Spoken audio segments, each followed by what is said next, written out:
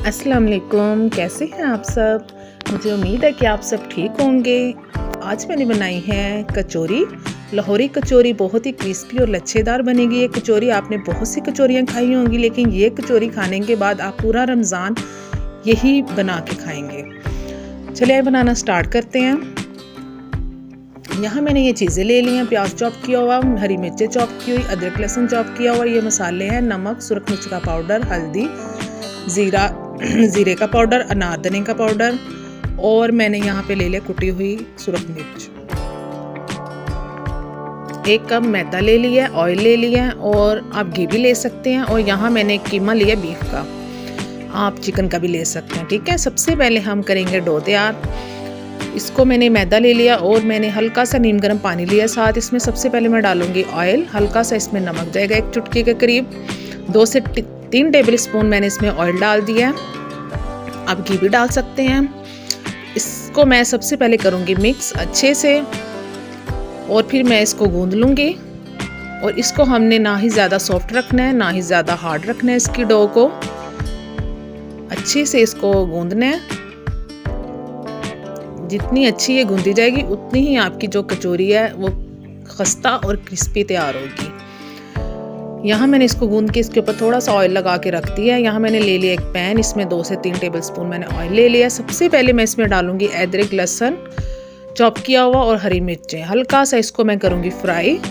जैसे ये थोड़ा सा फ्राई हो जाएगा, इसमें मैं कीमा डाल दूँगी। कीमा मैंने यहाँ पे 150 ग्राम लिया है, और इसको मैं 2 से 3 मिनट के लिए फ्राई करूँगी। जैसे ये थोड़ा सा फ्राई हो जाता है, इसमें मैं डाल दूँगी प्याज चॉप की हुई। 2 मैंने प्याज ली थी यहाँ बड़े साइज़ की। ठीक है, इसमें प्याज थोड़ी ज़्यादा ही डलती हैं।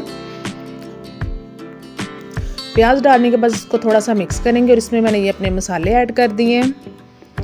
मसालों को अच्छी तरह भून लूँगी मैं, और इसमें मैं डाल दूँगी आधा कप पानी, और इसको गलने के लिए रख देंगे कीमे को। ठीक है, आप जानते हैं कि जो चिकन का अगर आप कीमा लेंगे तो फ़ौरन से आप उसको फ्राई करके भून के रेडी कर सकते हैं, लेकिन जो बीफ है इसको गलने में थोड़ा टाइम लगता है।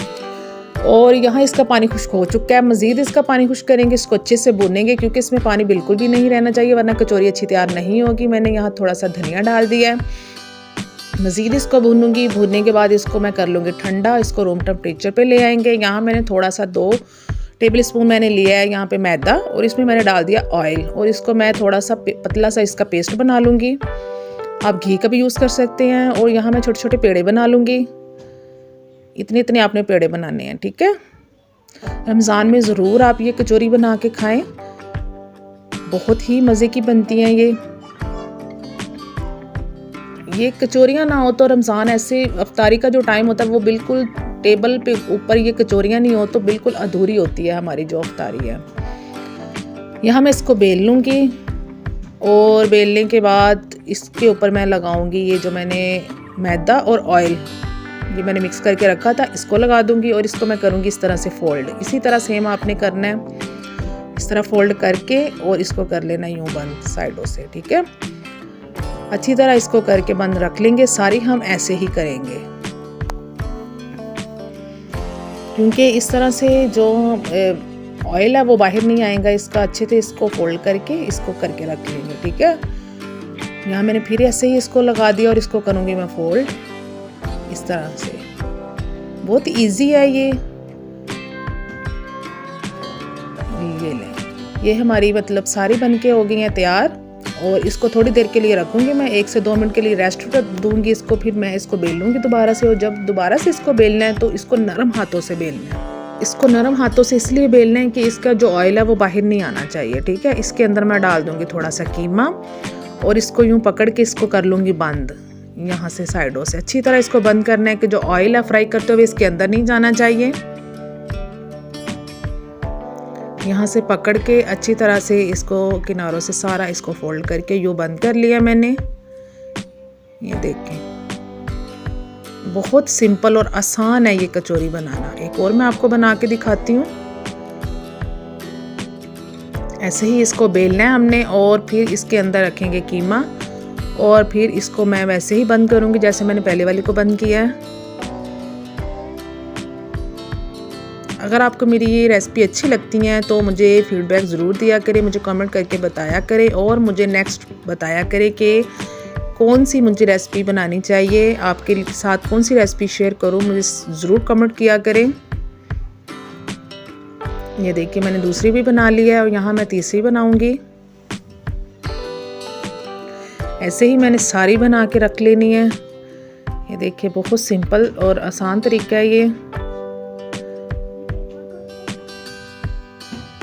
बहुत सी आपने कचौरियाँ खाई होंगी, लेकिन ये कचौरी जो है ये आप खाने के बाद बिल्कुल सारी कचौरियाँ भूल जाएंगे। ऐसे ही मैंने इसको भी बना लिया और सारी कर लिया तैयार। ऑयल को कर लिया हमने गरम। ऑयल इतना गरम होना चाहिए कि इसमें डालते ही बबल्स हल्के हल्के बनने चाहिए, ठीक है। ये मैंने सारी इसके अंदर डाल दी है। इसको करेंगे फ्राई और फ्लेम को मैंने थोड़ा सा मीडियम टू लो रखा हुआ है। ये देखें कितना अच्छा इसका कलर आया है। और जब इसका लास्ट टाइम आता है ना कचौरियों का, बिल्कुल जब निकालने लगेंगे तब हम ऑयल इसको कर लेंगे, आंच को हम फुल तेज़ कर लेंगे, क्योंकि इसके अंदर जो ऑयल होगा वो सारा बाहर निकल आएगा, इसके अंदर ऑयल नहीं रहेगा।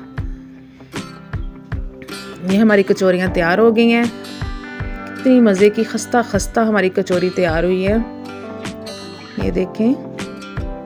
अगर आपको मेरी रेसिपी अच्छी लगी है तो मेरे चैनल को सब्सक्राइब करें, लाइक करें मेरी वीडियो को, शेयर करें। अपना बहुत सारा ख्याल रखें। अल्लाह हाफिज़।